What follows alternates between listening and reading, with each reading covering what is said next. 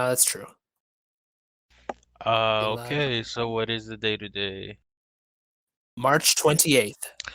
March 28th. Hi guys, it's March 28th, 2021. Sorry, weird pause.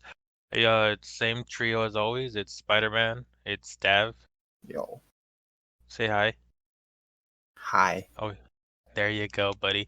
And King of Hey guys, how you doing? I like how I say his full name, but Dav Jack, whatever the fuck. I say Dav. I'm sorry, Dav. I don't give It's a okay, my name is just much cooler. To be fair, no one says Dav Jack, which I don't mind. Dav Jack 123, I'm sorry, or King of Heroes, whatever you prefer. I apologize for just calling you Dav. You've got the wrong one. No, his Twitter handle is the King of Heroes. Is it? Well, Yes. no, the handle is Dav Jack. It's just the name. Yeah. No, the No, avatar is Gilgamesh, because Gilgamesh is the king of heroes, but I don't know, Yeah. some bullshit in his Twitter is King of Heroes, so I'm calling him whatever. Anyway. It's yeah. How has your guys' weekend or week, if you will? Not bad. Okay. it's Busy. been busy, I guess, but it's all right. Dav? Yeah, busy, but not. I've had time to sit and do what I wanted to do. It's just That's been all good, over the guys. place. As many of you know, I had to put down my dog of 7 years. I cried like a little bitch. I cried more than Izuku Midoriya did in season 1 and season 2. She ate a chicken bone. It's destroyed her throat to the point where you could see the lungs from inside her throat, which is obviously not normal. The vet said that even if we did the surgery, he would have to open her chest, open her throat, and then even then the chances of survival would be very unlikely, and that it'd be best to put her down. And now obviously that was a difficult decision because I really loved my dog, but instead of seeing her in pain, we moved forward and put her down. We brought the remains home and buried her at home, so she's always gonna be with us, but yeah. Other than that, nothing really has happened. I mean, I saw the Snyder Cut before everything like that happened. So yeah. Anyway, before I get too emotional, um, Dav, you want to give the rundown of what we're gonna talk about today? So we've got quite a bit to talk about today. We've got a chapter of Fairy Tale, which we'll do after we do the 2 Eden Zero chapters, 134 and 135. And then after that, we are going to talk about the Snyder Cut for Justice League. Or we can do that later when King's watched it. I think we'll do that when King's watched it, won't we? We could give a little we could have a little conversation between me and you like we usually do for Eden Zero, but we'll focus more on the other shows that King has actually watched. That way Okay. we could all have a conversation. Yeah, so then we'll do Falcon and Winter Soldier. That's kind of it. One so far, Division isn't it? also. You've Yeah, seen seen all WandaVision. so. Oh, you haven't seen it yet? I He don't doesn't plan want to. he doesn't want to watch it. So Why? it's funny. Didn't 'cause like it. it's- Tried it. The first 2 episodes are kind of boring. I agree with that, but like the latter episodes are really good. I The do. thing is, I agree don't with care about Wanda in the slightest. you there. She looks pretty hot though. You might like her. I mean, I watched Okay, the first 2 episodes. I guess we know what kind of porn Spidey's been into. No, I'm just saying because Dad is always into the hot people. Remember when he's talking about the manga? He's like, But "Ooh, Yeah, I but wouldn't you see- I wouldn't classify her as hot in this scenario. See, but Well, if she you did- would, even if she she did- is hot, she's she not did 2D, have so it fire doesn't on count. her though, so technically she was hot. I don't think that was fire. That was just general magic aura. Remember they were trying to burn her at the stake. Hello. No, that Fire. was Agatha. No, it was Agatha, but then Agatha, took her and it was gonna burn her at the stake. Oh, wait, Because- what? It lasted for like 5 seconds before. It she don't reversed matter. it. Point being, she was still on fire, which technically Yeah. makes her hot. I'm just saying. technicalities matter. Anyway, Barely. Smallville still sucks. And So yeah, does Gotham. nobody likes Gotham besides Tav. Oh shit! I'm sorry. I forgot that was a dad with the shitty taste. Never mind. You know what? Fuck you guys. Yeah. Tav's like, at least I watched the Snyder Cut, bitch. All right, so King, we're gonna let you go for a little bit. There's no news, right? Regarding Nope. Fairy Tale? No, not Any or currently. Eden Zero. We did Not that talk I'm aware about. of. No. Okay. Oh yeah, we already talked about Netflix having licensing. Yeah, we talked about that last time. Oh, apparently it's gonna be 2 cores, which is what we usually. I think I predicted it, you predicted it, and I think we all predicted that it was gonna be split core, Is which it makes like sense. 2 cores of 12 or 2 of 14? I think Or it's 2 of 24 or 12. whatever? There's I think 24 in it's 2 of total. 12. It's 24 Yeah, and 24. two. I mean, that's what I meant. Okay, Yeah, that's cool. You can probably get a With pretty good amount done with that, I would assume. first like 80, 24 times 2. Yeah, first 60, 50 to 60 chapters, I think. We'll probably get introduced. Well, we know we meet Hamura, so it'll probably be like what before we get to the Sun Jewel arc. Oh, you don't know what that is, but I think Dav knows what it is. Dav, when we meet that crazy lady. Yeah. I think that for me, I feel like that might be a slight push. But then Well, when I 'cause the remember other, that some of the arcs are really short, yeah, so I think it can, unless they really flesh out Digitalis, which I don't think they will. because that's 68 episodes that they're gonna do, 68 chapters even.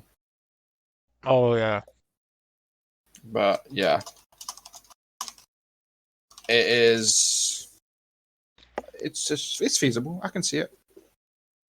as long Uh, as it's done well, I don't mind what they. yeah. But yeah.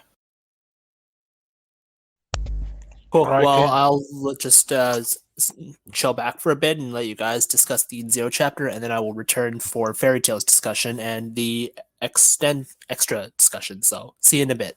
Cool. For sure, for sure. Go eat your pizza and show for Amazon. That's what. All Oh right. man.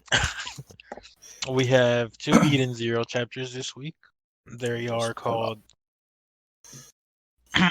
Judgment Day, which is 134, and Desert Oasis, which is chapter 135. Yeah. Obviously, you could find these on Comixology, Crunchyroll, on Imgur, on the Reddit for it, and then Sorcerer Weekly will release them when they have them done. Obviously, they've been backed up because obvious reasons. But yeah, overall, I'll go first, Steph, because I know you usually go first. I'll go first this time. Um, I'm gonna start off with the cover for chapter 134 is obviously very spicy. So I know you appreciate that. Definitely saves. I find it interesting that in chapter 134 they kind of show it's kind of like a slice of life chapter, if you will. It's like a vlog, and it makes sense because Rebecca is kind of a YouTuber, but a very shitty one. But it's kind of nice to see that she's getting taught by what's her name, Go Pocho Couch or Bro? whatever, Couchpo, yeah, Couchpo, how to edit and how to do all that. Which for me signals that as the series progresses, Rebecca's gonna get a lot better at the beekeeper thing. It's also fascinating. I don't remember them telling Couchpo about the ether of Mother and how they're looking for all of them.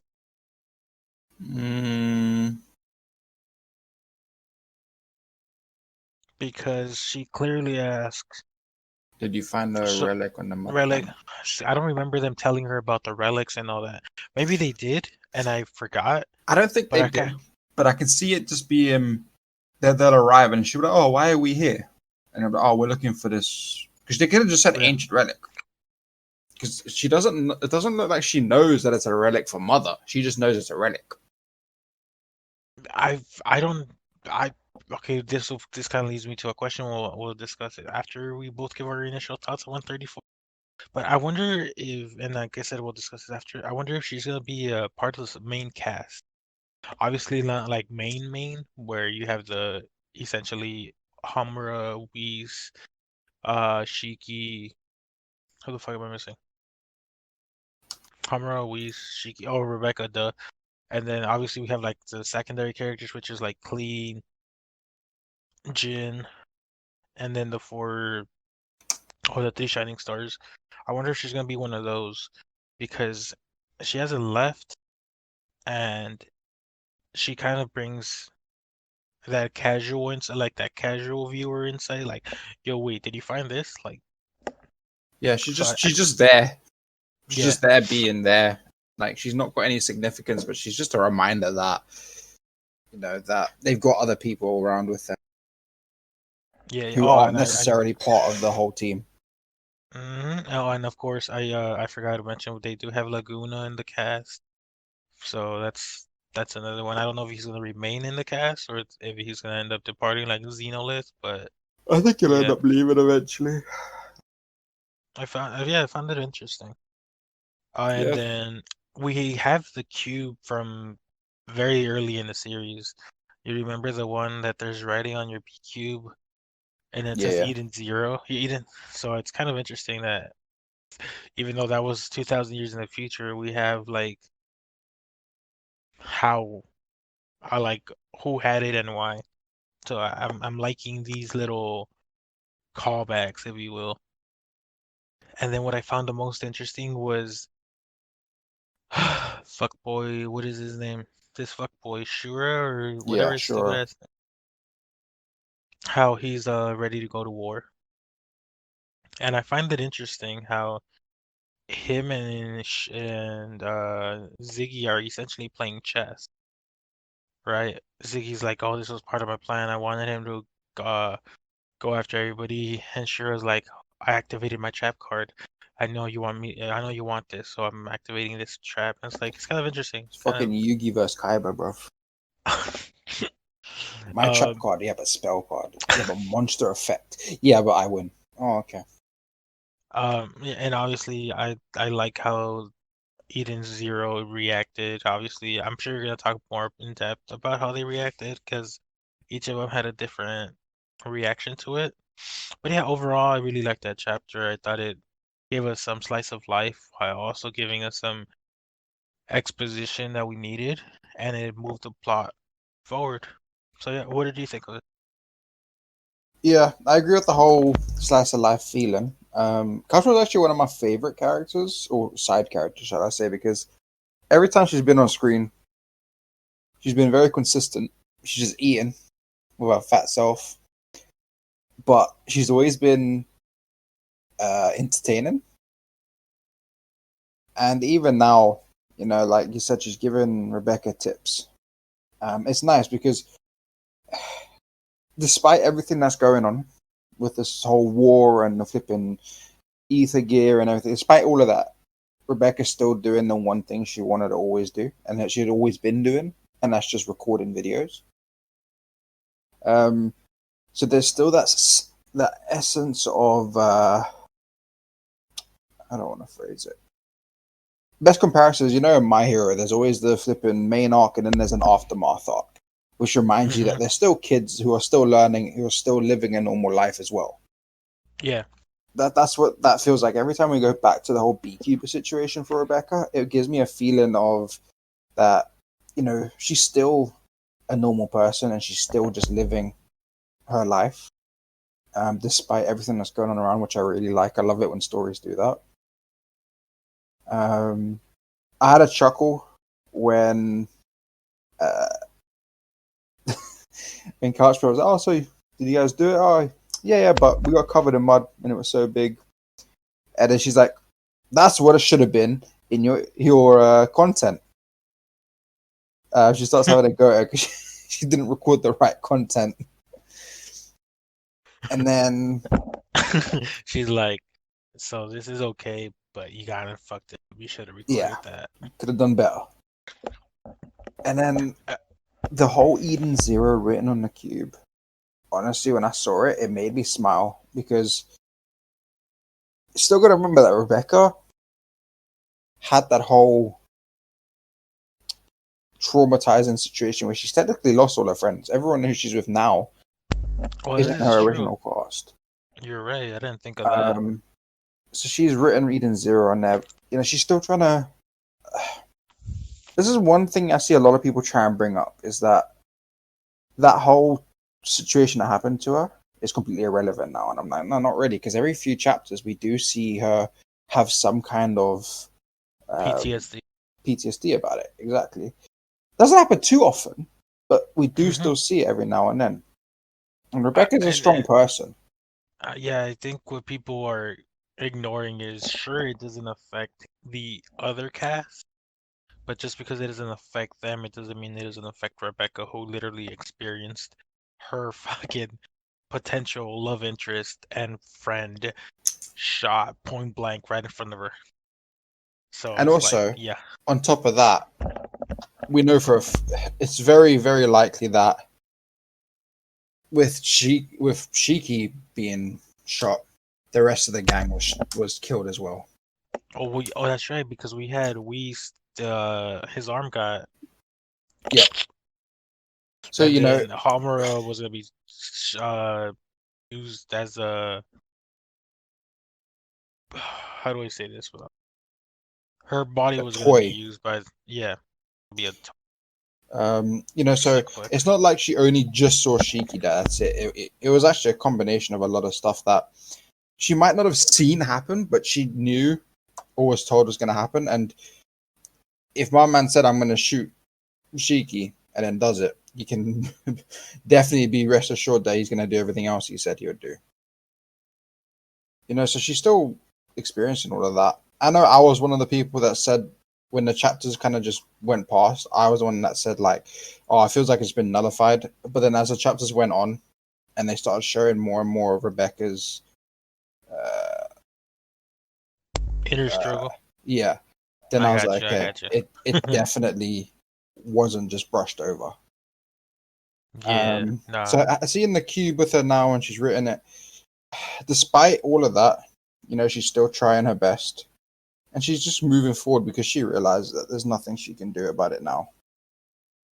Or And I nothing really yet. like and I'm sorry I'm cutting off but No, you're or good. cutting you off.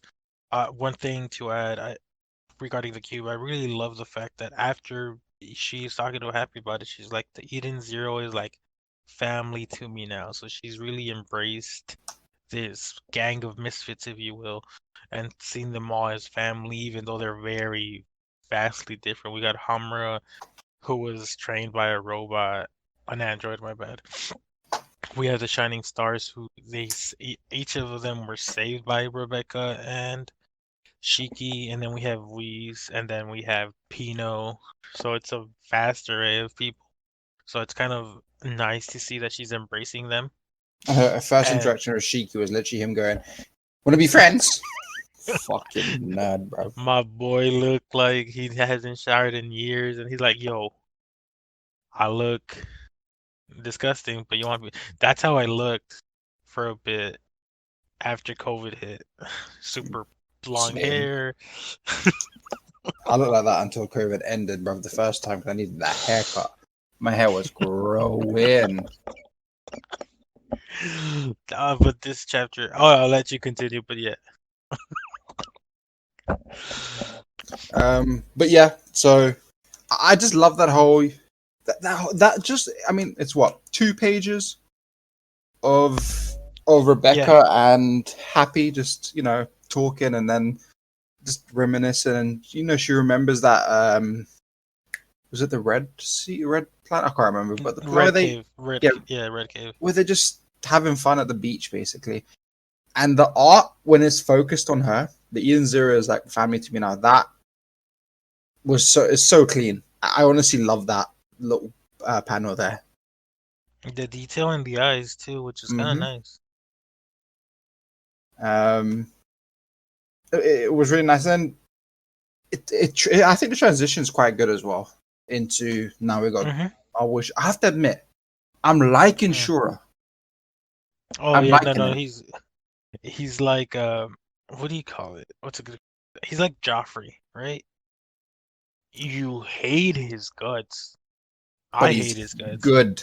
But goddamn, is he good at his what he's doing? All right, I hate you, but I respect you. But yeah, no, you're definitely right there. Mm, He's I'm liking it, and like you said, as soon as he says his little speech, you've got Pino reacting. She's looking scared. Homura is just completely stressed out. Weiss doesn't really. He's just in shock, and same with Shiki. Moscow is sweating. He's like, "Oh shit, I'm going to shut down before I can press my button." yeah. Right? Which you can't see her face, her eyes, so you don't really know the complete expression. But from the bottom half of her face, you can see she's kind of. To me, she doesn't look worried or stressed out. It's more she's just a concerned look. So she's kind of staring at and just paying attention intently. Mm-hmm. Sister Ivory, whew, she is scared. Shiki's very Mm-hmm. angry. But yeah, each of them you get each of their own reaction. You know, no one gets skipped. Everyone's reaction is there. Herbert is the funniest. I know you're gonna talk on that, but Um, and it gets through, and then Hermit Flippin opens up her little PC, brings up her goddamn PC, and she just starts crying. Which, to be honest, I can get why she is feeling it the most because out of all of the, I'm gonna say out of all the androids on the ship, she was the last or the hardest to kind of come back around. the hardest to trust humans, or at least Yeah. some humans. And to come back around to the whole emotion situation. So I can see and understand why she was that effect. And also to me, I see Hermit as the youngest of the crew. Of Yeah, that the makes sense. sisters of the Shining Stars. Purely just because of her look. I see her as like the youngest sister, let's put it that way. I know they're all the same age essentially because they all made at the same time, but yeah. And the witch to me is actually the oldest, with Sister Ivory being the fucking meanest. Well, Valkyrie's the oldest because she's also dead. Just kidding. There's that. Okay. Um, and like you said, this little chess game that's going on, I like it. I mean, it reminds me a little bit of Death Note of L and Light. It's like, oh, okay, I've set this plan in motion. Oh, but I knew you would, so I've got this plan. It's like, It's like calm the fuck down. It's just chess. It's not that deep. but it was Thought 34 was actually a really nice chapter. It went from like we said, a nice slice of life, relaxing aftermath situation, and then it fed us into story progression, which is something we've been wanting more and more from Eden Zero, which we've been Mm-hmm. getting, which is nice. And with 135, the Desert Oasis. Well, before we get there, what would you give rating? What would you give this one? I'll probably give this one a 9. I think this one was really good. 9? There was a lot that happened in it, and at the same time, not too much to feel like there was just a cluster of information. All right, yeah, I would agree. I was gonna go 8.5, but you brought up a good point that it transitioned well because you go from the slice of life to a news coverage, and then it shifts to Shura and them. So the transition actually, for me, made the chapter because oftentimes it could have been just like, boom, here's the next scene or whatever, and it Yeah. felt like it was a natural course, the chapter. So I agree with you on that. Now, do you think Couchpo is gonna be a character that stays in ship for a while, or do you think she's gonna end up leaving?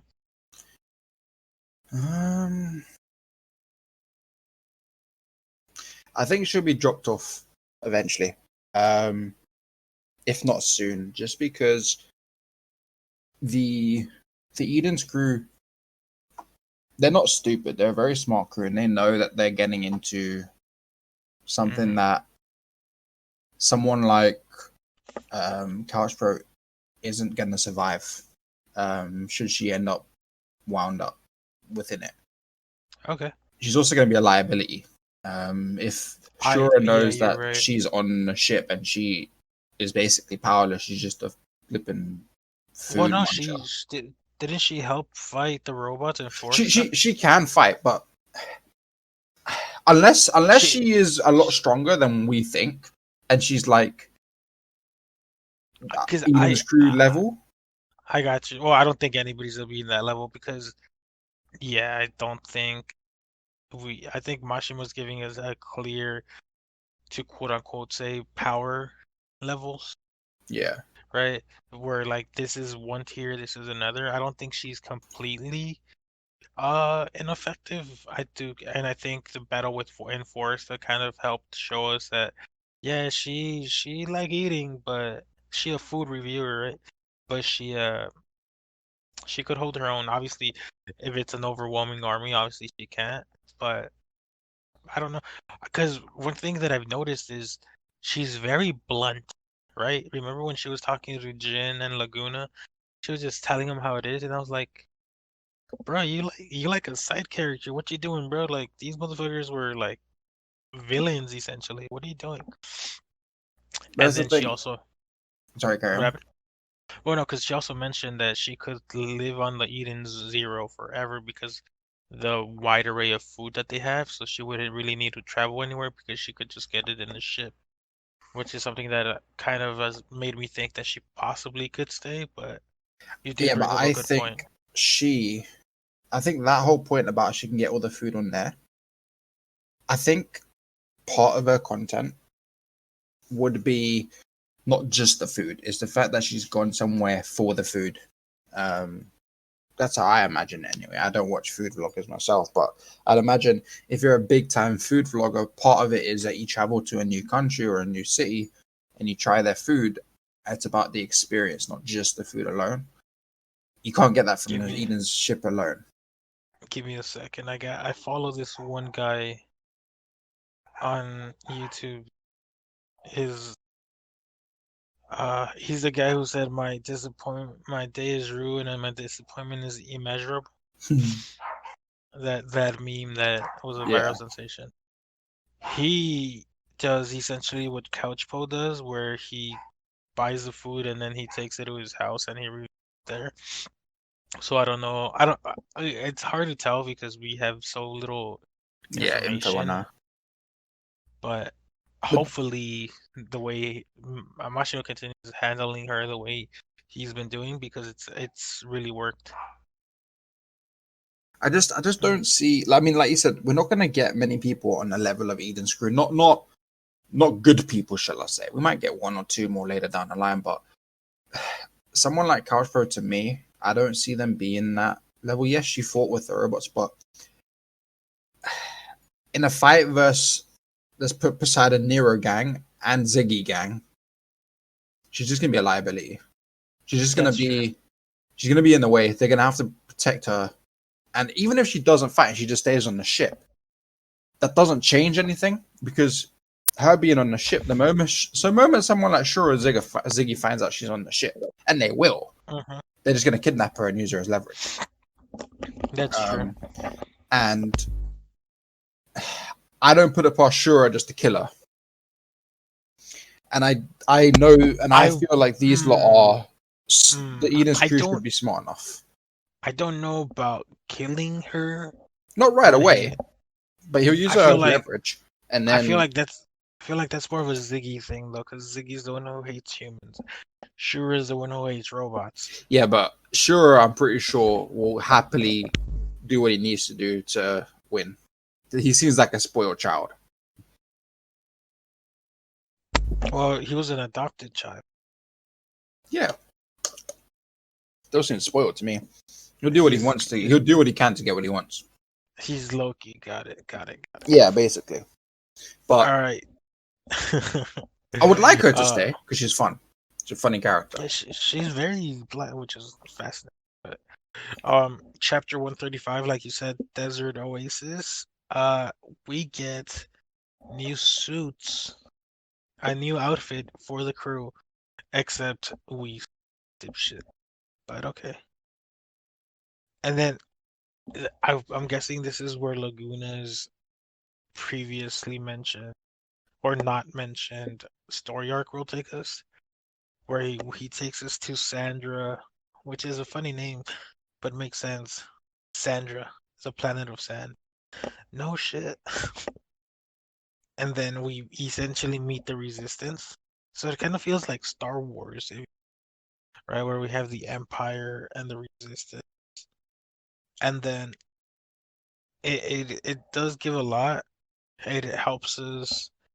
It shows Shiki's, I'm sorry, training, because the man just literally pulls every weapon down towards, and then we meet this big bad motherfucking cat. Who honestly, when I saw that, I was like, "Is that One Piece?" Because I know One Piece does very, from what I've seen, very over the top giant Yeah. villains or boss fights, if you will. So I was like, "Oh fuck!" I was like, "Oh great, more people are gonna be bitching about Fucking good win. good win." It's a good win. But but yeah, it was a this chapter felt like a good introduction to either a mini arc or the continuation of the arc. But I liked it a lot. I did essentially give a brief overall recap of everything, but I did like Laguna's relevance and him. We learned more about Laguna than I thought we would learn. So we learned about his past, which kind of interests me because I was like, how did he go from aiding the resistance to fighting for Drac and Joe? But yeah, that's a story for another day, I guess. What were your overall thoughts? The first thing I want to point out, you see on page the one where you see Rebecca in a new outfit, and Pino's talking to the other robot. Mm-hmm. You know that robot reminded me of? Shovel Knight? No. Do you know Torybot from Dragon Ball? Oh yes. I saw that, and that's the first thing I thought about was Torybot. Had me laughing there, but I really like that little Pino and a little interaction, and then Rebecca's outfit whew, is great. Homura's outfit. Homer's outfit as well. I like Laguna's outfit as well. Yeah, Laguna looks like a. Looks fucking We need to suave out here. we need to discuss some shit that clearly I don't know, but this will be after the discussion. After this chapter discussion, we'll discuss it very briefly because it's a giant can of worms. Continue. But yeah, this chapter to me wasn't as good as the previous one. But I think it's just because the previous one just did a really good job of, like we said, just transitioning everything. So this chapter itself, I think, was a good one in terms of it's taken what we learned last chapter, and it's now just driving the story forward. Like I said, Planet of the Sand, and they're on their way to meet this resistance, which I think is cool. And I liked the fact that, see, I was expecting them to turn up and, oh yeah, sure, we'll help you, but I've liked the fact that it's not like that. I like the fact that they turn up and they're like, hey, fuck this guy, get the guns Like out. who the fuck are you? We can't Yeah. trust you, bitch. Just because you're saying you're nice, don't mean you're nice. Fuck out of here with that shit. And then we see Shiki just be like, fuck this guy. Dude, Boom. Shiki is clearly a ripoff of Blue Note from Fairy Tail. Mashima, please get it together. God, my But God. I'm just that kidding. panel there where Yeah. Shiki put all their guns down is so well detailed. It looks so good. And he's one thing I forgot that I didn't really notice till right now is usually when he activates his ether, doesn't his entire body get covered in those marks? uh Or is that only when he goes in overdrive? that's only an overdrive. It's not all the time. The ether, if I recall correctly, only activates in the part of his body where he's using it. Okay. So if he's flying through the air, then I think it does kind of go all over his body because he's moving the gravity around his body. But here, I think he just used it straight from his hand or his arm even. Okay. Okay. And then, like I said, Goodwin, I'm not gonna lie, I had a nice little chuckle when I saw him. I'm excited to see where this goes. I also expect a bit of a mini fight soon. Just like Goodwin's gonna be like, no, you're not gonna take down Nero because I'm gonna do it, and then Chica's gonna be like, no, I want to do it. We can do it together because we're friends. And then you're like, oh, I'll tell you what, we'll have a fight for it, and I can see something like that happening. The last line, Kitty, he's huge. First the Yeah, camels, now this. What a strange planet. That is fucking hilarious. I mean, you're in a cosmos where there's literally fish swimming in the flipping space, so The camel has a fish face too, but I'm digging the creativity from Mashima this year. I hope definitely. I'm telling you, my man's high while he's writing this. Okay, no, he's high while he's drawing it. The story doesn't seem like he's high, but the drawings, I'm pretty sure he's high. I think he gets high, draws everything, and then he comes back when he's like no longer high, like a day later, and he's like, oh, let's see what I came up with. A fucking fish camel. I can work with this. the editor's like, I like it. Continue. The editor looks at it, he's like, I'm not gonna question it, but I like it. Here's more pot. I don't know why, but it's good. It's good. Continue. Mashima's being paid in pot. That's what it is. That's why he's writing so Uh, much Eden Zero. That's why it's weekly. He needs this well, weekly dose. I forgot who. I don't know if it was Doc or somebody else. They said that for the week that the anime comes out, it's gonna have a double chapter Yeah, with next week color is a double pages. chapter. With double color pages, which is Yeah. insane. So 136 and 137 are going to come out with a double chapter to at the same time, and they're both going to have I think it's a double spread, double color spread. Oof, that's a nice. There was a lot of like news and leaks that came with Eden Zero recently, so With the expect a manga, good, yeah, expect a lot of good stuff.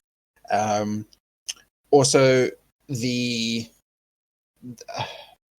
the tickets for the pre-screening for the anime that sold out. Well, not sold, but that was gone within seconds. Oh, I don't doubt it. I didn't even try. I was There's gonna try, but a then couple people that have it in the server, but all they do. yeah, but they're not regular users, so Oh, okay. and also I have a feeling it might be one of those lockdown browser situations where you won't be able to stream it. Yeah, I wouldn't risk it, to be honest. Nah. The other thing as well, we'll talk about that after actually, because it's not urgent. But yeah, so with this chapter, I give this chapter, I think, world building wise, because now we've got a whole new world, and it's we haven't explored it, but we've seen enough of it to know that there's just some fucking high as fuck built world, to give us enough entertainment for the next however many chapters there will be here. So world building wise, I'll say this is a solid like 8. The chapter itself, I'll probably put it down to like a 7, 2, and 8 because it gets better. And I'm not faulting it for not being as good. It's just, I was a little bit bored for a bit until they finally actually got onto the planet and we started seeing different parts of the planet. Okay. Yeah, I would give it an 8. Like, I'm more of a fan of the slice of life aspect for these series, and by these series I mean Mashima series, because I'm fascinated by, we know the closeness of these characters, so just seeing their day to day is more fascinating for me than something like this. That's why I gave 34 and 9, because I really loved that slice of life aspect. But at the same time, I realized that not everything could be slice of life because it is a shonen and you gotta progress the plot. So I would give this chapter an 8. We saw Shiki's attack and power increase. Pino confirmed it.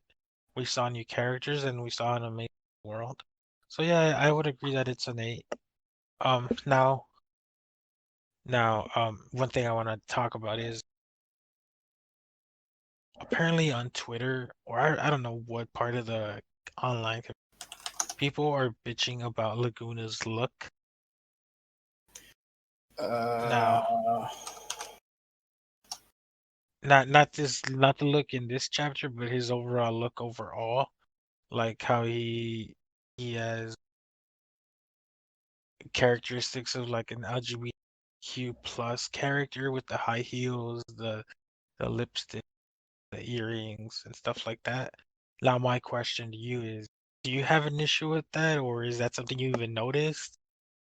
um, I did notice it, but the only reason I notice it, and I'm starting to notice it a lot more in other stories, just because it's something that it's not in a bad way. I mean, but I'm glad LGBT is getting the representation it should, and I'm glad it's getting the awareness it should.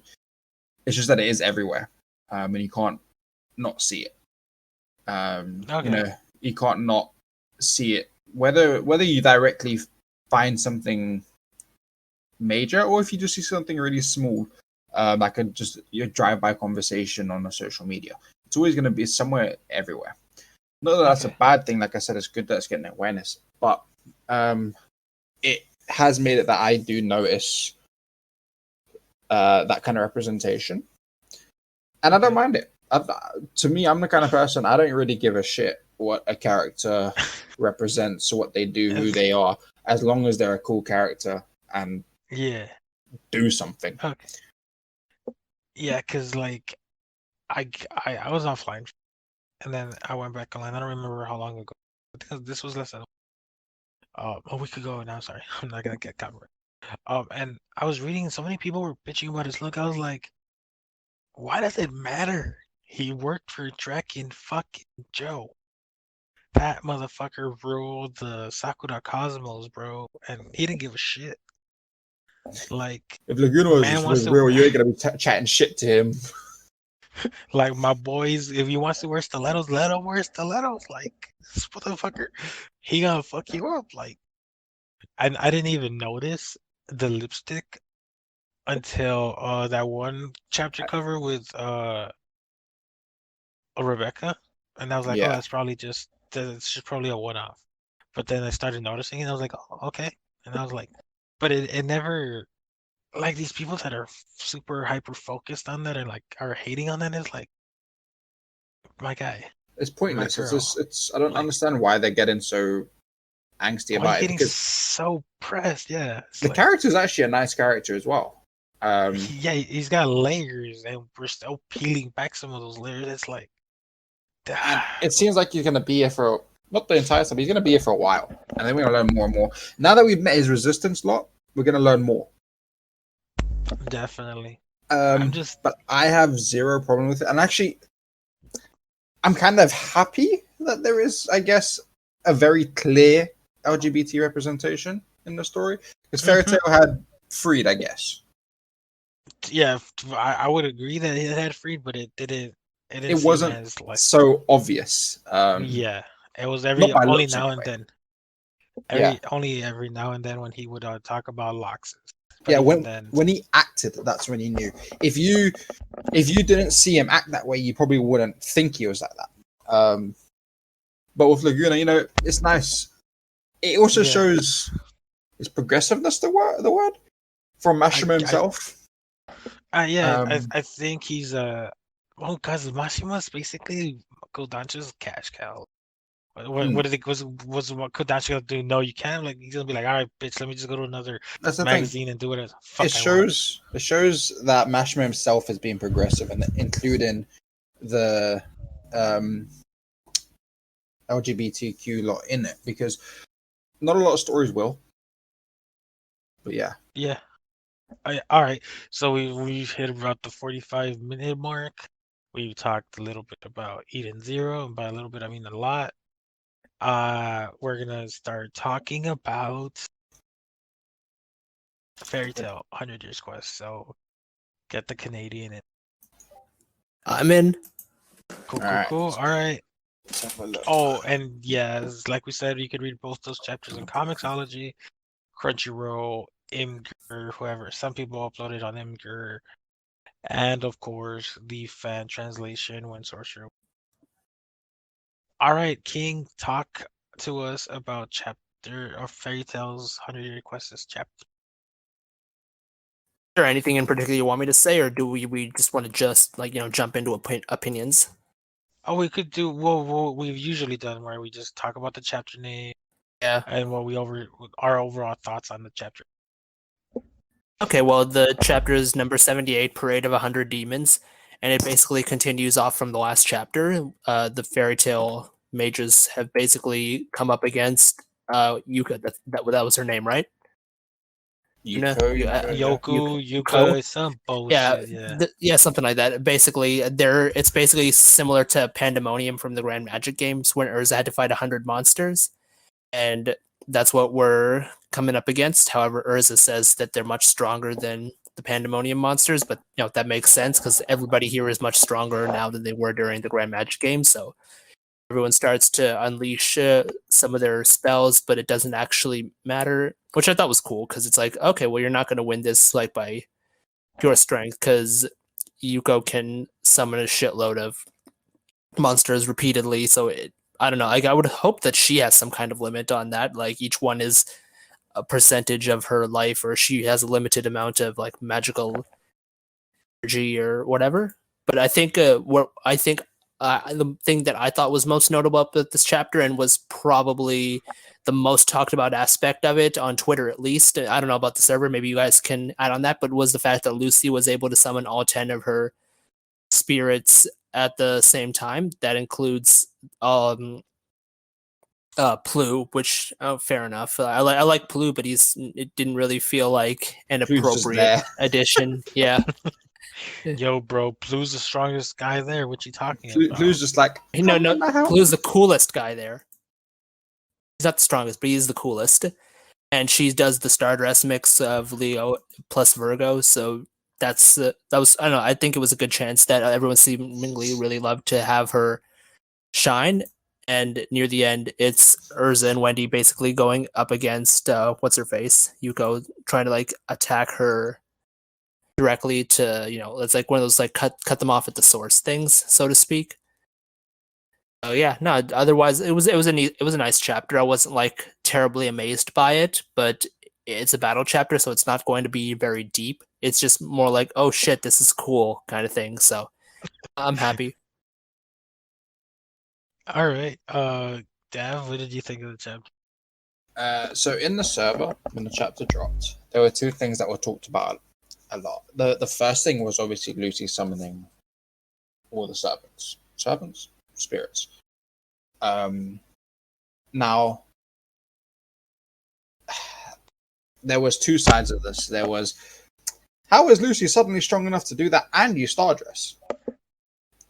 And then there was the other side saying, yo, Lucy's getting some strength here. So, Elatier, exactly. Don't worry, the people with common sense in the server said, don't forget they're in Ellen tier. So, she could do this like 6 times over probably before she runs out of magic energy. The other thing that was talked about a lot, and it's actually something I'm a little bit annoyed about from some of the people in the server because you guys are just being dumb. All right.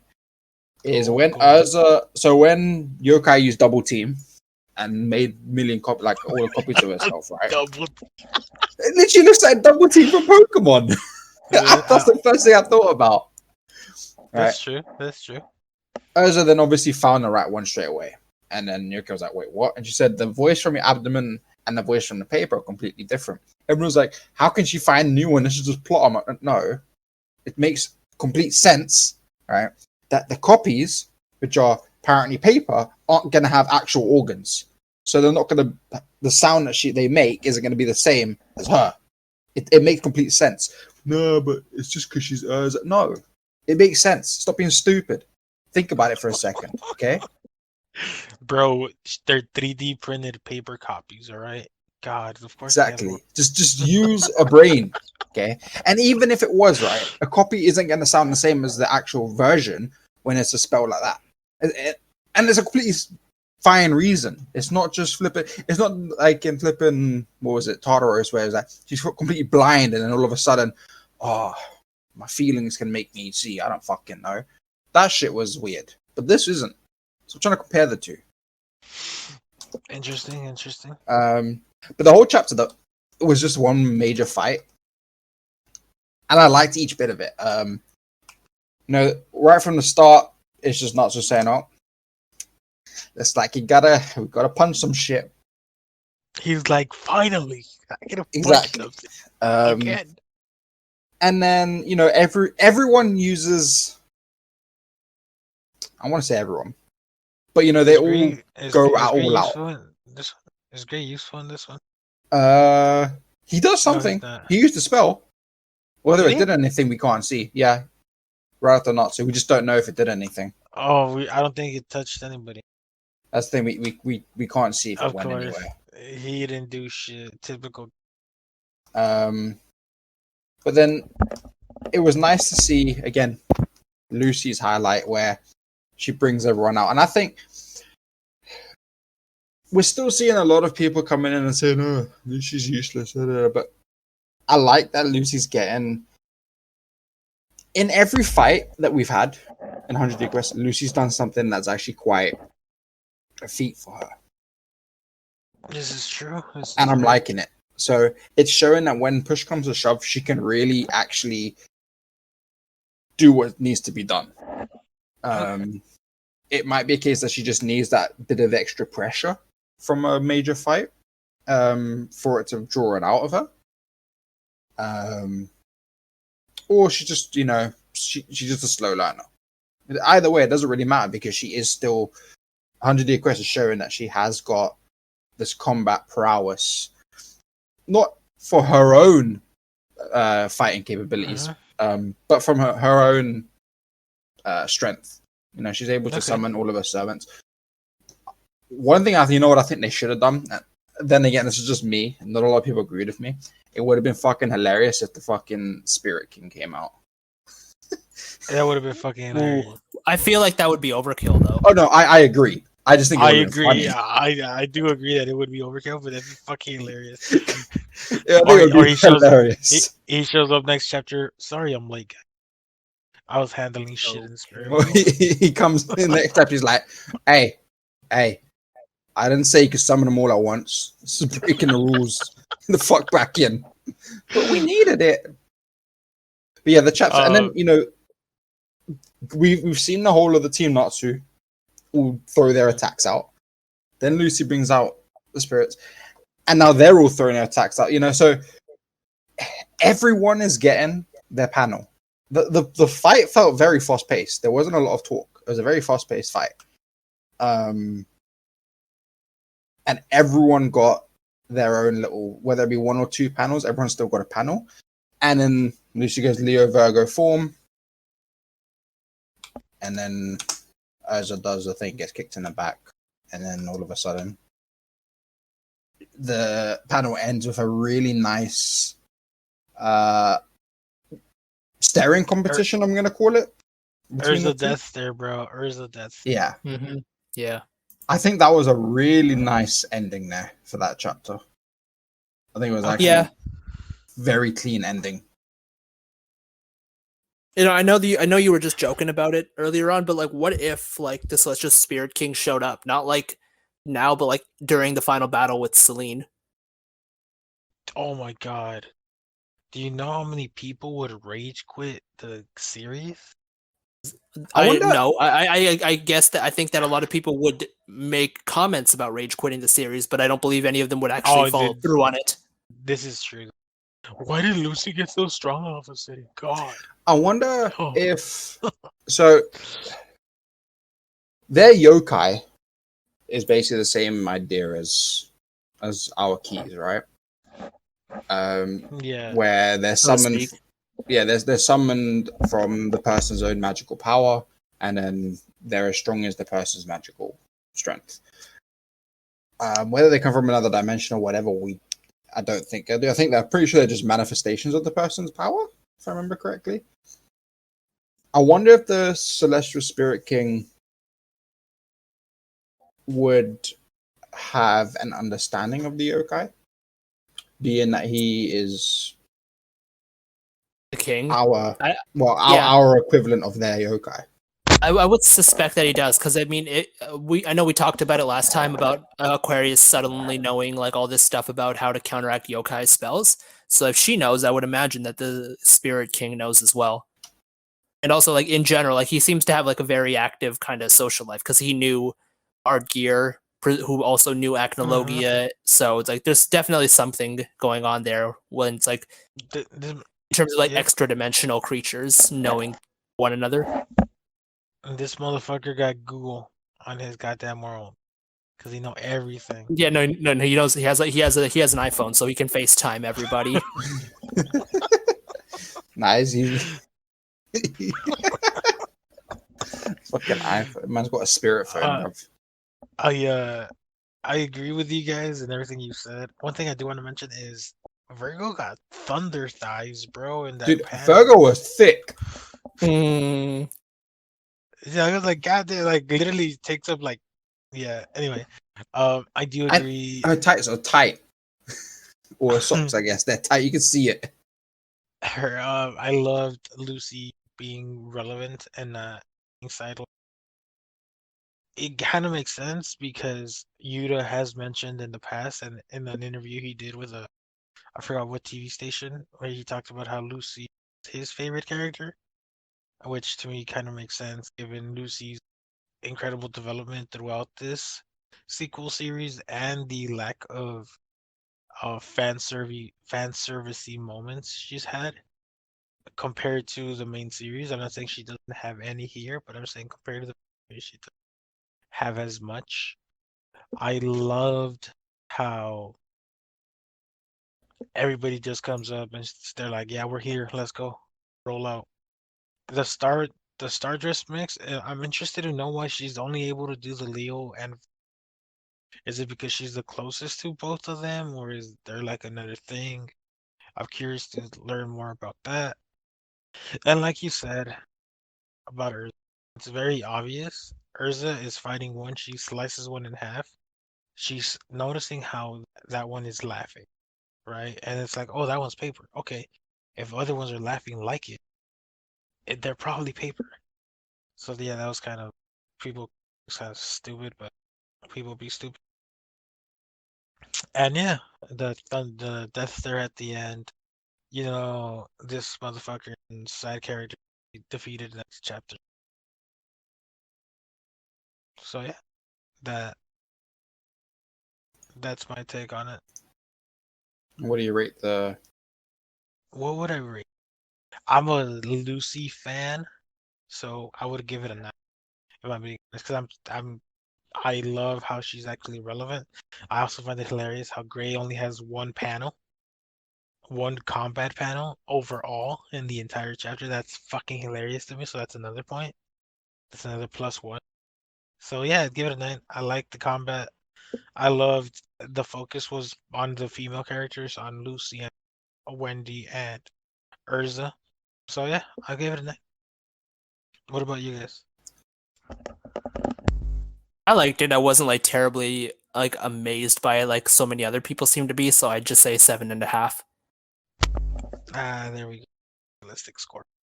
I give it Mine's an is 8. like I enjoyed mine's the was like a fight. fanboy score.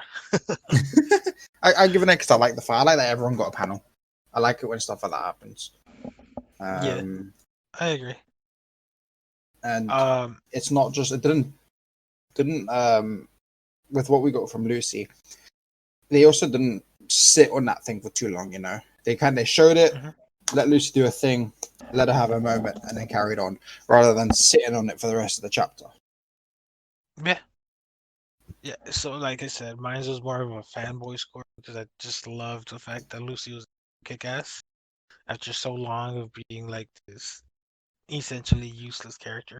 And the comparison I would make, I forgot which of you two was talking about, is I'm not saying she's the literal character, but I'm saying she's like Batman in the Justice League, right? Where she's a human surrounded by these godlike creatures or characters who could literally fuck up anything in their so her more human nature a lot more refreshing. So when she's able to fight and keep up and overwhelm these villains and forms, it's kind of fun for me. So that's why I gave it. But yeah, anything else we want to talk about regarding this chapter? Not particularly, at least from me.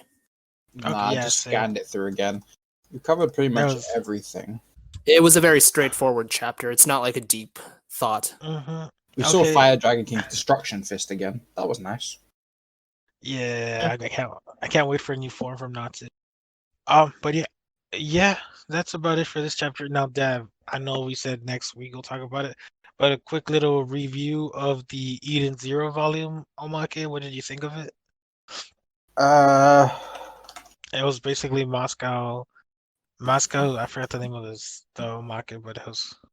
let me just open it up real quick because I read it a while ago. It Oh, it was a sumo is wrestling one. yes, sir. I think it was actually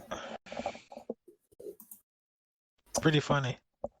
Yeah, I was trying to look for the word. I was going to say cute at first, but then it was Moscow, so I didn't really want to put it that way.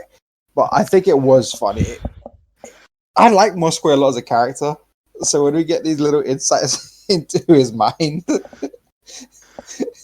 it's not just all press the button. It's it's also funny how he sees Ivory. Look at that panel though. That panel was nice. And then Was obviously nice. and then at the end where I think the true explosive dragon was kind of a reference to Natsu's Fire Dragon King Destruction Fist. But Yeah, could that's have just been. me. But yeah, it was a short, cute chapter. Uh it was fun. It was kind of like a slice of life chapter at the end where we're just learning what he actually thinks about. And yeah. All right. Just quickly, also the Any afterword. The Oh afterword was yes. really interesting. The afterword was nice. So in the afterword, it basically essentially said that Mashima has been able to listen in on some of the voice acting um, for the anime. And this, I think he's also said it's not something he really got to do with Fairy Tail, but he's saying that he loves basically all the voices. He named a few specific ones, but he said that they're all fantastic, and he Yeah. is. I know he mentioned Lucy's voice actress in particular. He didn't say anything about Whis. Whis is clearly the worst character. Hashtag cancel even Whis. even Mashima knows it. Actually, no, don't cancel it because Hermit will be sad. Don't want that. Don't want that. Can't be letting Hermit be sad like that. But that's a nice afterword. I like the fact that Mashima himself is able to, hear his characters come to life while they're being brought to life, not afterwards. Because I know that Toriyama at one time also said something similar, that it was nice for when Dragon Ball Super was when the Battle of Gods film was being recorded. He said that it was nice. He was invited to actually sit there and help with the voices. It was actually Nozawa that brought him in, and he said it was one of the nicest things after 20 years of there being no Dragon Ball, that he was able to hear his characters come back to life, and they're being brought back to life, not having to wait for it to air. So I here now seeing Mashima say it as well. It's obviously a very important thing for a lot of the writers and the mangakas to hear that, and it shows that he's having a lot of fun with the series. And if he's having a lot of fun with the series, that means it's gonna be a lot of fun for us, which means also it's going to last a lot longer.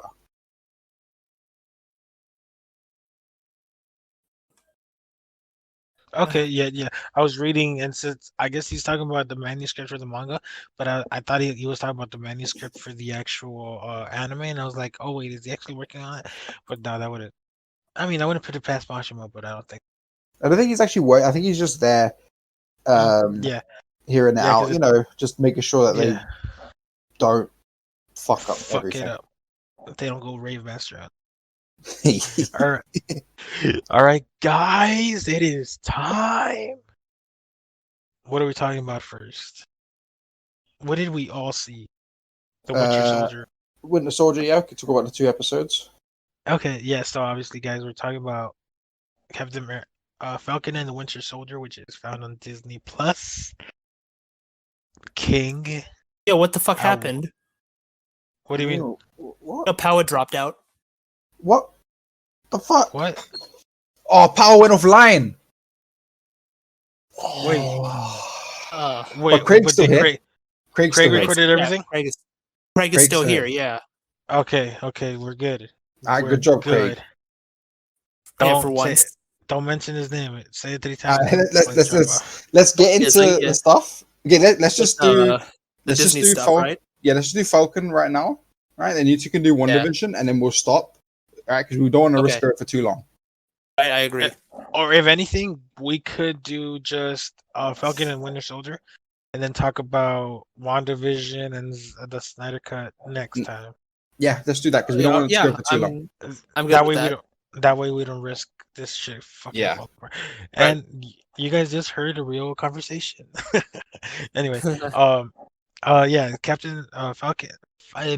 Falcon and the Winter Soldier is on Disney Plus. You could stream it there on Fridays. Yeah, the first episode we see Sam give up the shield. We see Bucky trying to make amends. And we get a new Captain America. I will fucking say, for you lot that aren't Marvel fans, I'm not a Marvel fan myself. This is worth a watch. There's a lot of boom, that goes on. Okay, so there's a lot of stuff for us that aren't really in there for the characters themselves. It's not your typical Marvel movie where it's like Yeah. all happy-go-lucky and shit. Well, I wouldn't say the more normal Marvel movies like are necessarily happy-go-lucky when they involve these characters. I think if you want to watch this show, you do have to have seen, the Winter Soldier movie, the Civil War movie, Endgame, obviously, to understand a lot of the context behind it. The happy-go-lucky movies definitely are stuff like Guardians of the Galaxy, Thor Ragnarok, Spider-Man, and that kind of stuff. To be fair, I haven't seen Winter Soldier. I know a couple of people who didn't see any of them. They just knew what happened in those. Okay. And even then they were like, oh, we were able to kind of piece together a little bit here and there because of the actual episode, like the context. Yeah. I guess it does also help that if you have people around you that do know Marvel, so if you have got a question, you can be like, yo, what does this do? Why is this? They can fill you in. It does enrich the experience, but I don't feel like it's completely needed. I may be wrong. King may be right, but I don't think it is. And this is coming from someone who hasn't watched most of the Marvel stuff. I've only watched. I mean, I really, obviously, I've watched all of them like quite extensively, so I feel like I'm very well equipped going into this, and I would like have more questions if I had not seen the movies. But if you're capable of watching this without having seen the movies, like by all means, go for it. Don't get me wrong, I do have questions, but then, like I said, I'm quite fortunate enough to be. I mean, in the server, there's like I think 8 of us watching it. So if I've got a question, I'll be like, "The fuck is this guy?" They'll say, "Oh, it's this person who does this." And I'm like, "Ah, cool," because then I can piece it together easily. I will say if I didn't have that kind of person, that situation I'm in, I think it would be a little bit annoying because then I'd have to go and bit of Google. Google. Yeah, no, that's true. No. I'm just laughing at the fact that we go to Google. No, yeah. Where else would we go? Bing. Ask Jeeves. DuckDuckGo, I guess. Rest I don't in know. peace, Jeeves. Jeeves I remember that shit. I like.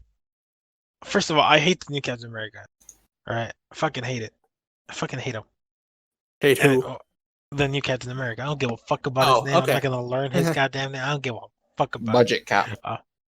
Not even budget like Dollar Tree cap, bro. Dollar Tree cap. Same concept.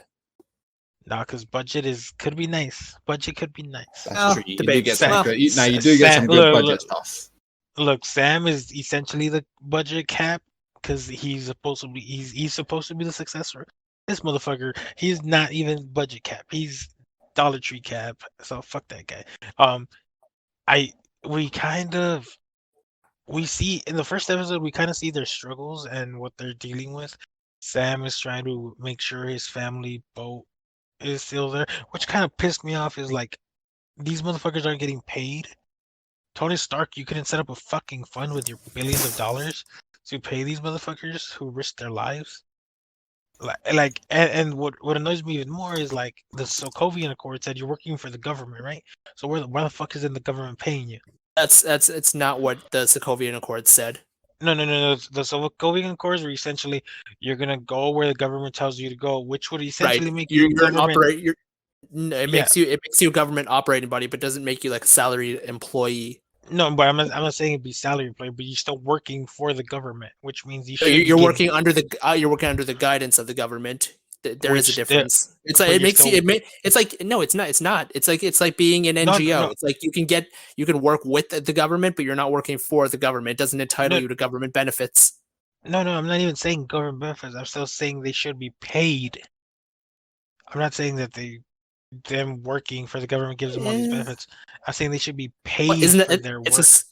it's the same idea. My point is like that whole like it went on Twitter like after episode 1, like why everyone like going after Tony Stark, like why didn't he pay them and shit like that. It's like you guys are fucking ridiculous. I mean, Tony did set up the Avengers. I mean, no, well, well, technically Nick Fury did. I mean, Tony was just kind of their sponsor afterwards, taking care of all their housing and all that stuff. Hmm. Which, I mean, I was still mad that these guys were struggling to live a normal life and not Yeah. get paid in any capacity, regardless if they worked in or for or however or with the government. I was like, you're Yeah. working, so you should still have some kind of fund. Well, yeah, I, And mean, I would agree that to an extent. I mean, it's like it really depends on the specific scenarios. Like part of the reason I was like reading through Twitter and was like thinking all these people are fucking ridiculous because Tony also died. Like, where exactly would he have had the chance to set up things for like Pepper Falcon or Potts, whoever? bro. Pepper Well, Potts. No. okay, so Oh, no, okay, I'm just first of all, kidding. I'm just kidding. I'm just blame kidding. Pepper then, but like he was like for all intents and purposes, Falcon was dead. Like there was no chance for him to come back. That whole end game, like I'm gonna help you and shit. That literally happens over the course of like a day and a half, maybe. No, I know. I was Like, he just would not being have had the mean. time to set that shit up. Like the I, Spider-Man thing with the Edith glasses was clearly different because he obviously had that planned ahead of time. Like because I think he really did intend to make Peter the full-on successor pre-Infinity War. yeah, fuck that Spider-Man. Yeah, I was We clearly can, kidding. yeah, I no, was fair being enough. mean. Yeah, But fair enough. yeah, But like, yeah, I know the whole Twitter arguments like that showed up were just like so face palm worthy. no, yeah, I don't fuck with Twitter. It's a different. I just didn't like Yeah. the fact that these heroes were struggling to live because it's like these fuckers saved the world. They fought Mhm. Thanos and like y'all couldn't like help them a little bit. But again, however they got paid, I just wanted them to get paid. Start a fucking GoFundMe for them. I don't give a shit. Um, Like if uh, I would agree like the government probably should just like give them a quick payout for like whatever, give them mhm. like a $10,000 check every month until they're dead. Yeah, something like that. Essentially, Yeah. yeah, exactly. Even though Because I like know, most of them wouldn't even really need it if we're being honest. Like Doctor Strange wouldn't need it. Thor obviously wouldn't need it. It's really only guys like Spider-Man, Falcon, and who would probably need that stuff. And even Spider-Man's debatable because presumably Happy would take care of that. yeah, that's exactly my point. A lot of these heroes are well off, so it wouldn't cost them. And we're complaining about fucking fictional politics and bullshit, which is hilarious. Yeah. But a lot of these characters are well off, so they don't need to support every single one. It's only the ones that really need it. Sam clearly needs it. Fucking Bucky is sleeping on the goddamn floor. Now that's because he's still struggling with his PTSD, but still, like this dude's living in an apartment. It's like y'all couldn't set up little, like I said, like little payment. Anyway, enough It's of that, fun. right? Yeah, Yeah, fair enough. exactly. Let's get on to the other Um, stuff about the series, though. I agree, generally speaking, about the whole new Captain America guy. I do. I will say, I thought they introduced him a little bit quickly because my biggest issue with episode 1 was like nothing really seemed to have happened that would motivate the government to bring in the Captain America based on the speech. Like, oh, like we're in a different time, we need a new symbol, this and that. But like nothing in the episode itself actually seems to indicate that that's what we need. All there was like a very vaguely defined terrorist incident, which didn't even, as far as I remember, it result in anybody dying, and it was it was in a foreign country. So I just thought yeah, that I think was a little bit weird. That like that is the motivation for getting the new Captain America. It's like, and sure, and like I'm sure they probably planned that. Like the minute Sam said he wasn't going to be Captain America, they were like, okay, find this guy and make him Captain America. But like I feel like there should have been a more like strongly chaotic incident. Yeah, there should have been a better reason why they brought him back. I got you. Yeah, like in Now a series. question: that guy that Sam saved is the guy who became Captain America, right? Or was it somebody completely different? What guy who Sam saved? In the beginning of the episode 1, remember when Sam is on that plane and he's about to cross the border to I forgot which Middle Eastern country. What's so good? I'm funny? sorry. Just look at the chat. Yeah, his motherfucking power came back online. So I was like, cool, let me try and get him back in there. Motherfucker's not even listening to me, bro. Is that a fucking gif of Trump? No, That's that's Boris. Boris. Yeah, I got a lot of Boris No, emotes. it's the British Trump. Never mind. there Okay, I'm you sorry. go. Yeah, Yeah. okay, that's fine. What was your question? Was he the guy from the helicopter? You know how Falcon is saving someone on a plane Yeah, from from the terror? helicopter. I don't Yeah. believe that was him. Oh yeah, okay, because they had similar features, and I was like, wait, is that this motherfucker? I was like, Sam, you should have let him die. But if it's not the same person, never mind. Dav, what Oh, did you yeah. think of? Dav, what did you think of episode 1? I love the start of it. The start is what kept me watching because, like I said, I don't really care for Marvel too much. I like Falcon. I've always liked Falcon as a hero. I don't know much about him. I always liked. It's Black Falcon, bro. No. My grandfather said. Do you look at a black kid and say black kid? I love that. I love that But line. yeah, I've always liked Falcon. I don't care for Captain America in the slightest.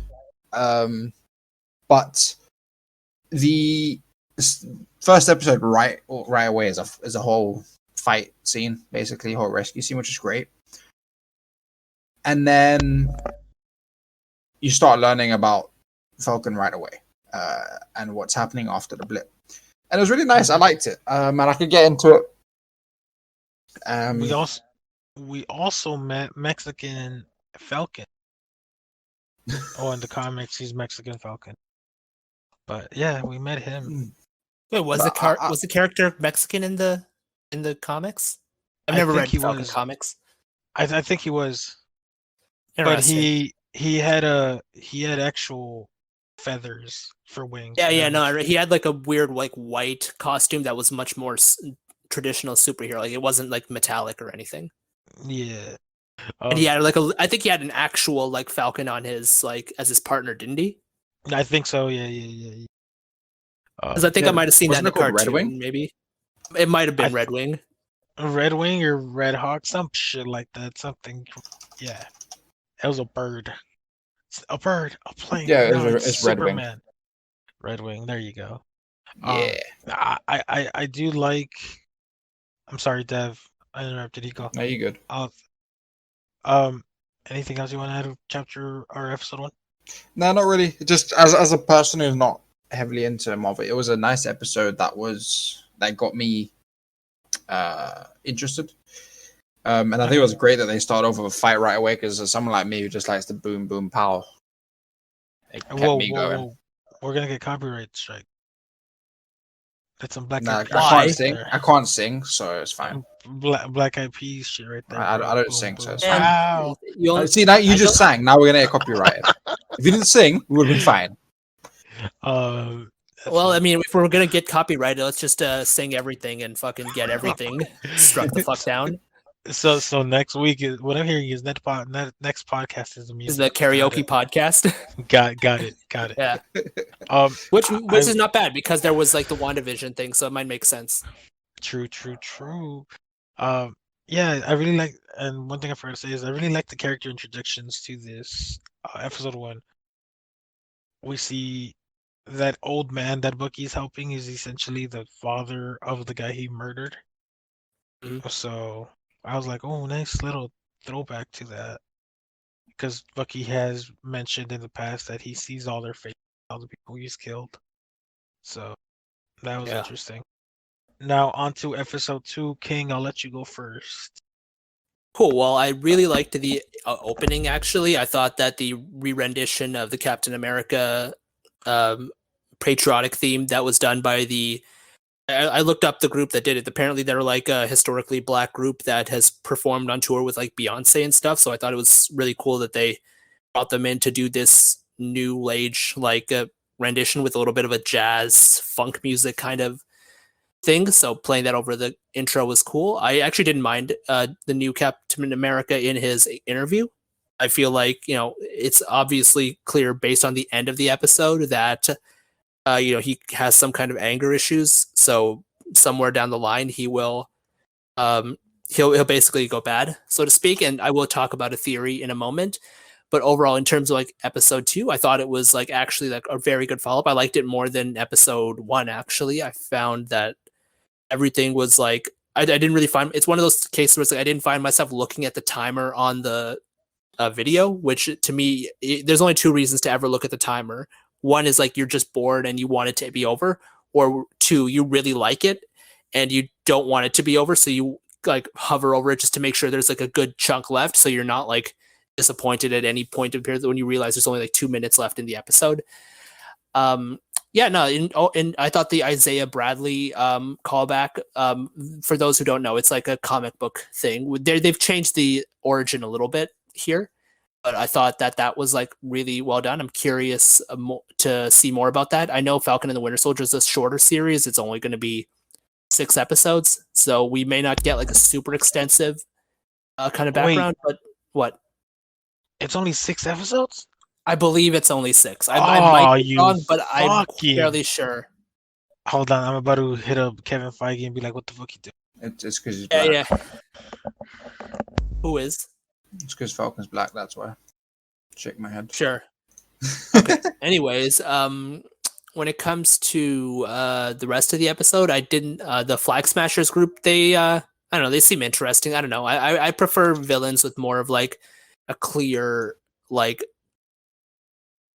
more of a clear motivation, and I don't think these guys are particularly clear. Like I know what they're doing, but I just want like more backstory in the way that like it's obvious what like Vulture is doing in Spider-Man Homecoming, but I want like I want to clearly see why they're doing what they're doing. Like in the case of Vulture, it's really good because you can see his family and stuff, and we know what kind of shit he's gone through as a result of Tony Stark and whatever. Whereas like we haven't seen these guys. We just know that they wanted to be like it was during that 5-year period where everybody was like half of everybody was gone. But it's like, well, why is that better? Like what impact did that have on your lives? We need to see more of that, and maybe we will. So I'm gonna hold out for that. Overall, yeah, a very good follow-up episode. The theory I did want to mention was that a lot of people are kind of taking this new Captain America to be like Abomination in the original in the Incredible Hulk movie from 2008, the one with Edward Norton, where he was like an American like agent, like Thunderbolt Ross brought him in, and then he was like he tried to fight the enemy, but his enemy being Bruce Banner in this case, but he was just a normie, so he didn't have any chance. So he got like the gamma thing put into him through the scientist, and then he became Abomination, and then he got locked up and crap. So people are thinking like maybe this will be kind of similar to that, because in this case, like he got his ass kicked by the Flag Smashers because they're super soldiers, but he's just a normie. So will it be similar to that? I think it's very possible. I would wait to like see more. But overall, I actually have pretty high like expectations for this series, and which is surprising because I didn't think I thought going into it it'd be like fine as a Marvel series, but I wasn't expecting to think it was like great because I wasn't actually a big fan of the Winter Soldier movie. Not a fan of Bucky, not a fan of like Falcon. Cap's all right, I guess, but like I like them, but they're not like my favorite characters or nothing. But like I really like this series so far, so I'm very pleased with what's been going on. And yeah, no, I agree. The whole like Black Falcon, Black Kid thing that was pretty funny too. Yeah. Okay.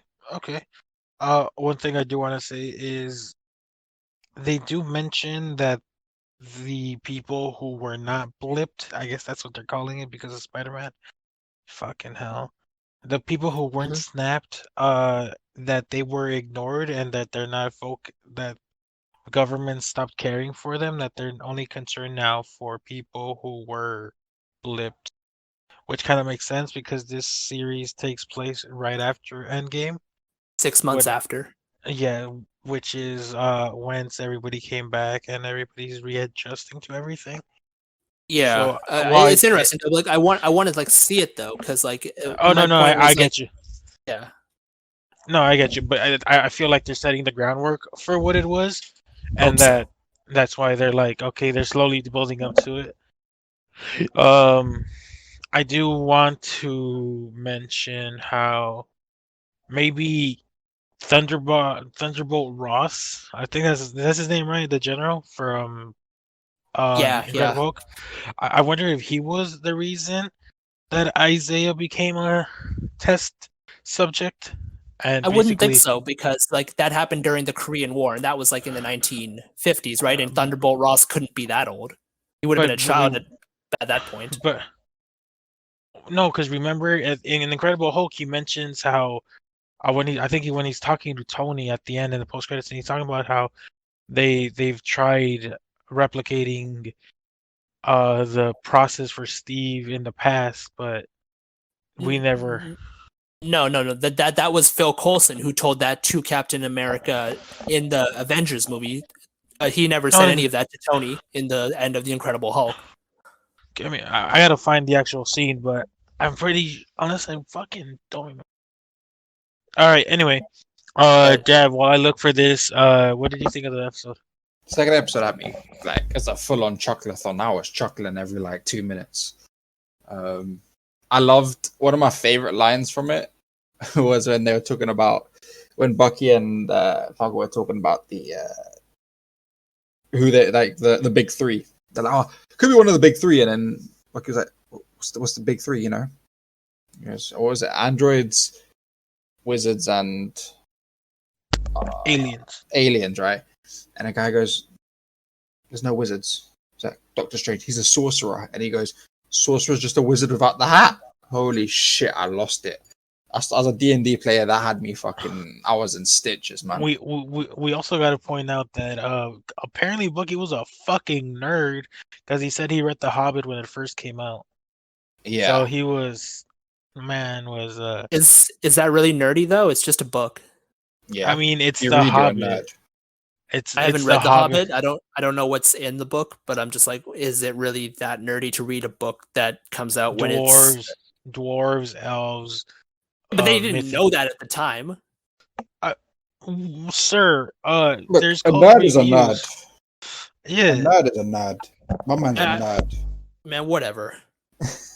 Someone that looks like you're a nerd. I've never denied that. That's it. I see nothing wrong with being a nerd. It's okay. I'm just saying, like this. I don't know that this makes him a nerd. I just want the definition to be clear. no. I wasn't throwing jabs at the man. I'm just saying this man's a nerd. Like he's a geek. He reads. He's like, I read it when it first came out in 1936. I was like, damn, all right, bro. You're flexing that 37. you're 37, 36. You got what I was saying. Point is, he said he read it when it first came out, and I don't think a lot of people would read something like that when it first came out. So I don't know. I just thought he was being nerdy. But yeah. And, continue, Dev. Yeah, the whole episode was funny and it had me laughing. The fight scene on the street on the vehicles that had me laughing because Bucky gets into the truck and he walks through. He's like, "Oh, I found the little girl that's the baggage," and she just gets fucking punched out. And the next minute, the little girl is the flipping powerhouse. And they start getting their asses handed to him. And then when the new cap shows up and he throws the shield and Bucky catches it, you can see Bucky was not happy.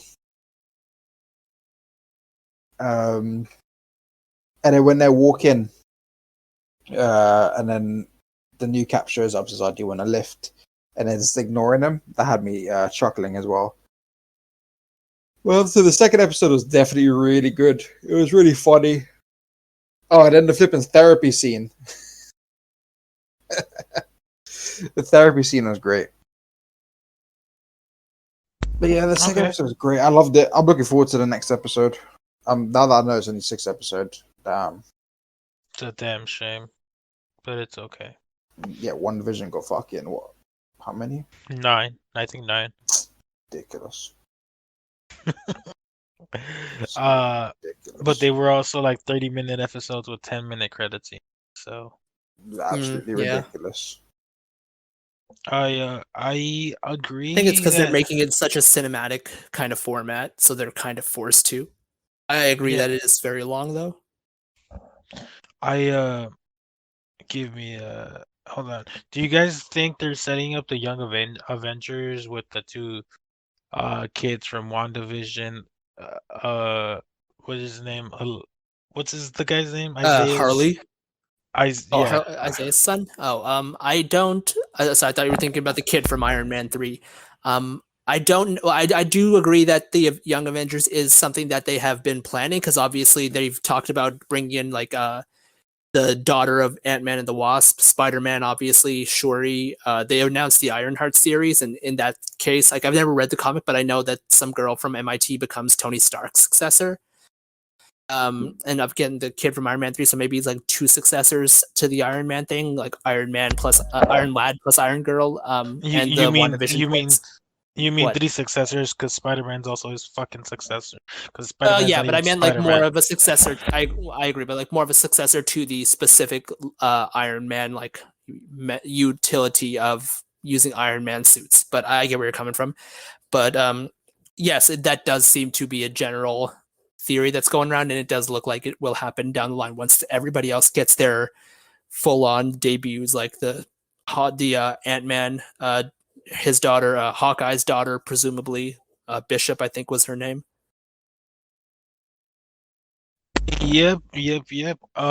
So for me, I should have just talked about my thoughts on the episode. I agree that I had its funny moments, but I feel like it was a lot more serious because uh the two scenes first of all when it starts off and we have this fucking guy parading around saying yo, I was like, Steve wouldn't do that. You're not the real Cap. The fuck out of here. I was constantly comparing this guy to the old Cap. I think one thing that I noticed once in the locker room scene, I think maybe this was done intentionally when he's trying to do the voice. He doesn't sound like Steve. He sounds like what Loki sounds like when Loki was doing the impression of Steve. So I don't know Oh, if that was intentional, but like maybe. see, but if it was, wait, are you saying that it's Loki No, no, or I'm that not. I'm not. he's I'm not. I'm not saying it's Loki. I'm saying Saying the Loki sound is of him. obviously faking Steve when he does okay? Steve's Yeah, impression. I So got you. this guy I is got kind you. of like a fake Steve, and in the same kind of way, he's doing a fake pseudo Captain America type of voice. I got you. Okay. Because I was like, wait, the motherfucking Loki knows what Steve looked like. Why he trying to look like fucking the younger version of the old man from Up? Like, nah, get No, the no, fuck out no, of no, here. no, no. We're gonna see Loki later on in the year, somewhere in summer, I believe, is when the Loki TV show airs. But yeah, hmm I don't know. I often found myself comparing this guy to Steve, and it was like he's like, I'm not Bruce, and I'm not as smart as Tony. I was like, you're not either. Shut the fuck up.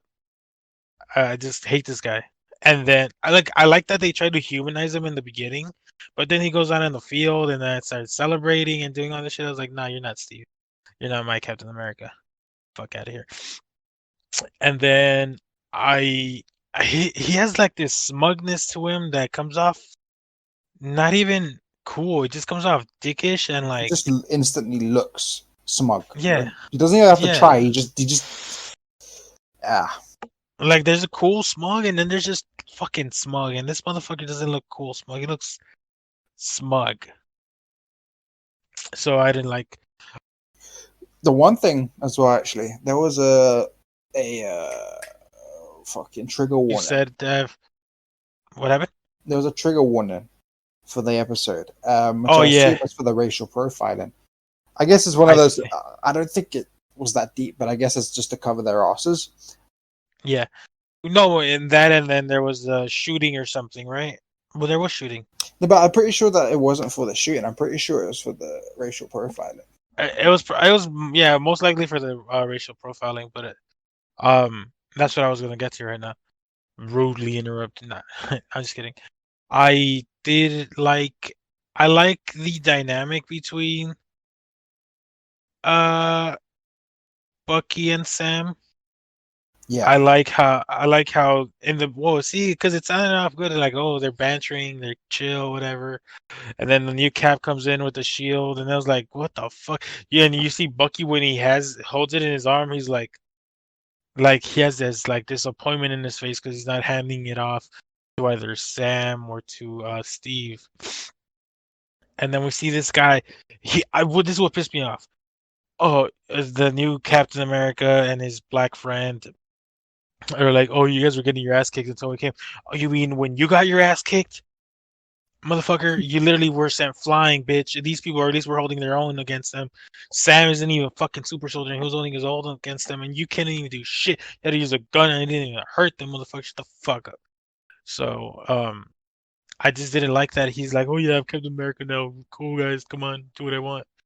Um, I I found it funny that scene, that line where the Flag Smasher grunt breaks Falcon's red wing, even though it's mechanical, and Bucky's like, I've always wanted to do that, which I found funny. But then it got more serious. It started off fun, and then it got serious when we learn Bucky's inner struggle when they have the. I lied. Hold on. I'm fast forwarding. When Bucky tells Sam, we have to meet. You have to meet someone, and they meet Isaiah. It kind of broke. It kind of made me fucking agree with Sam, because if America wasn't ready for a Black Captain America back then, who What makes it literally ready stopped. now? Exactly, and that motherfucker literally stopped Hydra and this motherfucker, the Winter Soldier, from killing people, and the American government treated him as a lab rat, and they took his blood, and the only reason they let him go is because, at least in the comics, his wife and him swore to secrecy to never talk about it again. Um, so it just, I could understand where Sam was coming from in giving up the shield. I wouldn't have given it up, but I could understand where he's like, well, what the fuck am I supposed to do? And I loved the scene, because it's a very real scene, and it happens at least in America, where black guy and white guy are walking, and there's a shouting. First thing they're Yeah, gonna do is they're gonna go for the black guy, be like, yo, what are you doing? Like, hey, sir, is he bothering you? And he only I gets out of it because he's famous. Exactly. And then, no, yeah. not even that. The white guy was like, or in this case, Bucky's like, do you know who this fucker is? And then that Oh, other no, no, white cop. that was the cop who was like, "Oh, this." It whispers to the other dude, like, "That's he's one of the Avengers." No, yeah, because Sam's like, I'm not gonna show shit. And then Bucky's like, and then the cop's like, oh, he was about to tell him to put his hands up, and Bucky's like, you know who he is? Then that cop comes up and he's like whispering to the guy, like, yo, bro, what the fuck you doing? This motherfucker from the Avengers, he helped fucking fight Thanos. And the guy's like, oh, I'm sorry, I didn't recognize you without the glasses. Like, bitch, like that's. And then it kind of gets light, humorous, because they're like, my bad. Oh, Bucky, we have to arrest you though, because you didn't go to your That was your court fucking mandated. therapy. So it kind of role reverse, but I really liked. You could tell that there's some admiration and level of respect between Sam and Bucky, even if they don't like each Yeah. other. I think that's And been then, evident in Civil War. yeah. So I'm just liking that the consistency there, and then it got more serious. Well, it got kind of funny because Captain America's like, oh yeah, they're with me. It's fine. Let him go. Who let him out? Oh, I did. It's like, bitch, no, shut the fuck up. I still hate you. And then the counselor comes in. He's like, Bucky or Barnes, Falcon, get over here now for the therapy session. I found that scene kind of funny at the beginning because they're having that staring contest and they're not really opening up. But then we learn about Bucky's inner struggles, where he's like, where we understand why he's mad at Sam, because Sam gave up the shield, even though Steve thought that he was perfect to be the next Captain America. And Bucky took it as, if you're not who Steve thought you were, then I'm clearly not who Steve thought I was, because I've killed people. So you kind of see that him being broken and having to be rebuilt. And what pissed me off is like the first time we see him like talk about his feelings for real. And you have the fucking therapy or the therapist just not do shit about it. Like, okay, okay, you guys can leave now. I was like, dude, what the fuck are you doing? Like, you gotta write this down in your notebook that you're constantly threatening Sam with, but whatever. And yeah, I didn't like the ending because I didn't like that they name dropped Zemo. They should have just shown Zemo. I agree. But that's just me nitpicking because everything else for me worked very well. Um, overall, what would you guys give the episode? Like out of 10. Oh, I'd say it was like a solid 9. Okay. Yeah. Okay. I'll say it's a solid 9 because it had me chuckling, bro.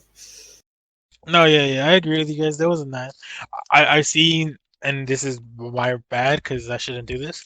I just literally told King not to do this. I was looking on Twitter and some people were complaining about them playing up the race aspect in the series, but it's like I don't feel like they're playing it up. I feel like they're actually showing it at a respectful, normal Yeah, level. like the way I would say it, like obviously because of the past year, there's definitely more of a push to talk about these issues, and there's certainly a way you can do it, which is like very clunky and unrealistic, and then it feels like it's being kind of shoehorned in just to meet some kind of bullshit, diversity quota or bullshit social justice quota. That's 100% a thing that we should like, if we see that kind of shit, you'd be like, that's that you did it wrong, you did it unnecessarily and whatever. But I think that in the case of this show, they're actually doing it very well.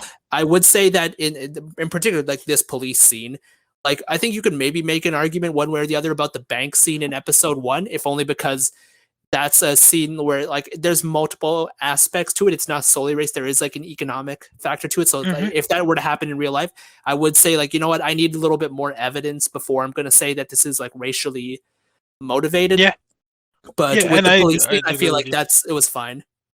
No, yeah, definitely, and I would agree with you. And in the prank scene, it kind of makes sense because they keep talking about the fact that Yeah. there was a blip, and they're trying to cover Mhm. their assets, and they're not trying to. It's not a race thing. It's not anything. Right. You're an Avenger. We love you, but there's nothing we could do. And like of course, like historically there has been like stuff where like black people were denied loans even if they had the proper like credit scores or whatever. Mm-hmm.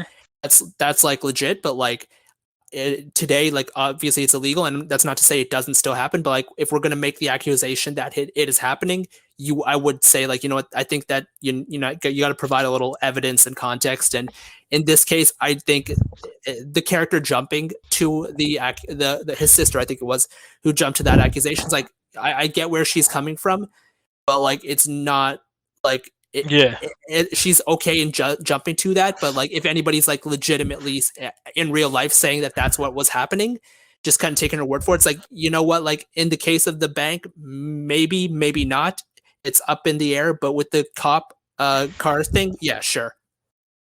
yeah, yeah, definitely, yeah. They could be argued in the bank scene, but you can't. Both sides have merit to it. But obviously, with the cop pulling him over or trying to pull him over, it makes it's a lot more, Right, it's much more clear in that case in episode 2. I agree. Yeah. Jav, what did you think of the Zemo line drop? I liked it. I'm excited to see what becomes of it because I don't know too much about Zemo, nor do I know too much about his storyline, but I do know of the character. So, okay, so in the movies, Zemo hates super soldiers. Okay. He, King, you correct me if I'm wrong, but so in Civil War, basically with Team Cap, Team Iron Man, Zemo basically has them fight each other. He goes to a base where there's a bunch of super soldiers, and instead of activating them, he kills them all cold blood. Like, you're dead, you're dead, you're dead, you're dead, you're dead. Everybody's dead. The only super soldiers who lived were obviously Captain America And Bucky. So Okay. so it's gonna be interesting to me because he hates super soldiers. He knows Bucky's a super soldier, but he's gonna learn that there's a bunch of super soldiers out there. So I wonder what he's gonna Fucking do. super soldier. Well, I mean, I don't think he's gonna care about these other super soldiers, to be honest, because like he clearly didn't care about the ones in the Civil War movie. He was just kind of using them as a prop to destroy the Avengers. Like, I don't know that these super soldiers are valuable to him. Like, if he were to use them, he'd use them for the purpose of, like, you know, turning them on themselves and destroying themselves, because he doesn't believe superpowered individuals should exist. Have you both seen the trailers that came before the series started, like the series trailers? Nah. Yeah. Can we talk about it, Dad, Yeah, or go no? for it. Yeah, you can. I do have to go soon, so like we'll have to keep it short. No, we'll keep this definitely short because we know Zemo escapes, because in the trailers we see him connected somehow to the Flag Smasher. So I'm kind of interested to see their dynamic, but I don't know if that's gonna happen next episode or if later on, because it's kind of weird that they tease that and it hasn't happened yet. But and that's about it. Anything else? Because I know you have to go.